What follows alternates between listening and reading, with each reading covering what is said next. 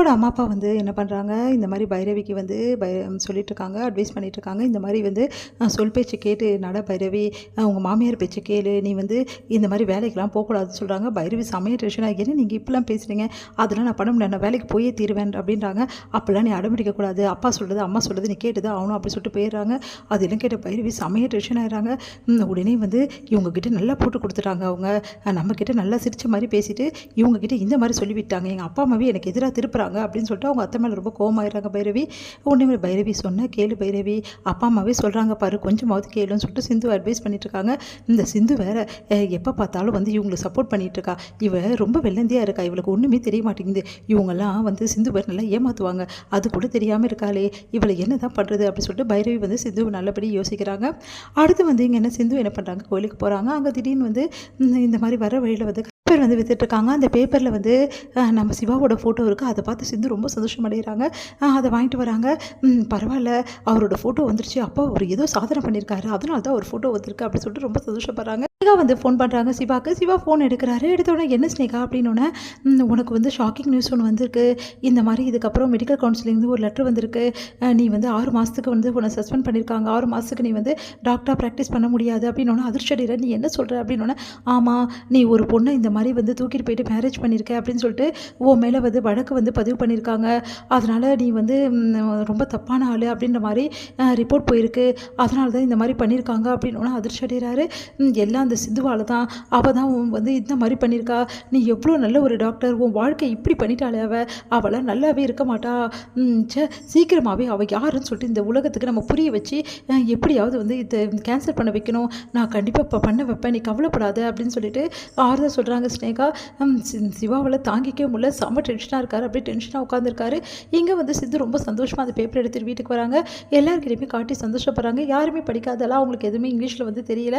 உடனே வந்து அப்படியா, எனக்கு எவ்வளோ சந்தோஷமாக, அப்போ சிவா ஏதோ பண்ணியிருக்கான், அதான் அவனோட ஃபோட்டோ வந்திருக்கு அப்படின்னு சொல்லிட்டு ஆறுமுகம் எல்லாருமே ரொம்ப சந்தோஷப்பட்டுருக்காங்க. சிந்து வந்து முதல்ல அதை அவர்கிட்ட காட்டணும் அப்படின்னு சொல்லிட்டு சிவாவை தேடி போகிறாங்க ரூமுக்கு. அங்கே போயிட்டு உங்களுக்கு பார்த்தீங்களா, நீங்கள் என்ன பண்ணீங்கன்னு சொல்லிட்டு இந்த அளவு வந்திருக்கு பார்த்தீங்கல்ல, உங்கள் ஃபோட்டோ வந்திருக்கு, எவ்வளோ நல்ல விஷயம் இல்லை அப்படி சொல்லிட்டு இருக்காங்க. பலாரும் விடுறாரு, வாய் மூடுறியா, என்ன வந்தது ஏது வந்து தெரியாமல் நீ பாட்டு இஷ்யூ பேசிகிட்டு இருக்க, என்ன சஸ்பெண்ட் பண்ணியிருக்காங்க 6 மாதம், நான் டாக்டர் கிடையாதான், டாக்டராக நான் இருக்கக்கூடாது அப்படின்றக்கா. எல்லாம் எதுக்காக தெரியுமா, உன்னை தூக்கிட்டு போயிட்டு நான் தாலி கட்டினேன்ல, அதுக்காக தான், அதுவும் உன்னை இந்த மாதிரி ஒரு பொண்ணை வந்து இந்த மாதிரிலாம் பண்ணக்கூடாது அப்படின்னு சொல்லிட்டு என் மேலே கம்ப்ளைண்ட் பண்ணியிருக்காங்க, அதனால தான் இந்த மாதிரி வேலை பண்ணியிருக்காங்க, போதுமா உனக்கு சந்தோஷமா, என் வாழ்க்கை அழிச்சிட்டல, என் வாழ்க்கை என் கனவு என் லட்சியம் எல்லாமே என் வேலை தான், நான் டாக்டருக்கு படிக்க எப்படியெல்லாம் சின்ன வயசுலேருந்து ஆசைப்பட்டேன்னு தெரியுமா, என்னை என் பெரியம்மா படிக்க வச்சாங்க, ஆனால் நான் எல்லாருக்கும் சேவை செய்யணும், எல்லா உயிரை காப்பாற்றணும்னு சொல்லிட்டு தான் இந்த டாக்டர் தொழிலை வந்து ஏற்றுக்கினேன். இப்போ வரைக்கும் ஒரு சின்ன தப்பு கூட நான் இதில் பண்ணதில்லை, இந்த அளவு ஒரு பெஸ்ட் டாக்டராக நான் என்னை வந்து தேர்ந்தெடுத்தாங்க, இப்போ வரைக்கும் நான் பெஸ்ட் டாக்டராக இருக்கேன், அதுக்கெல்லாம் என்ன காரணம் தெரியுமா, என்னோட அர்ப்பணிப்பு தான் காரணம், அது எல்லாத்தையும் வீணாக்கிட்டல, நான் உலகமே வந்து எதிர்த்துனாலும் சரி ஒன்றை மட்டும் நான் மன்னிக்கவே மாட்டேச்சே, நீ எல்லாம் ஒரு பொண்ணா உன் மூஞ்சில் முடிக்கிறதே பாவம் அப்படின்னு சொல்லிட்டு போகிறாரு.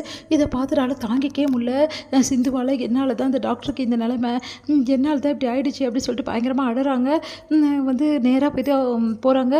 போயிட்டு கடவுள்கிட்ட கேட்குறாங்க, சாமிக்கிட்ட, சாமி தயவு செய்து அவருக்கு தண்டனை கொடுக்காதீங்க, அவரை காப்பாற்றுங்க, அவருக்கு மறுபடியும் அந்த வேலை வரணும், அதுக்கு நான் என்ன செய்ய சொன்னாலும் நான் செய்வேன், என் மேலே தான் தப்பு, எனக்காக வந்து டாக்டர் இப்படி அழுகுறதை என்னால் தாங்கிக்க முடியல, அவர் பாவம் அப்படின்னு சொல்லிட்டு பயங்கரமாக கண்ணீர் வடிக்கிறாங்க. அவங்களால தாங்கிக்கவே முடியல.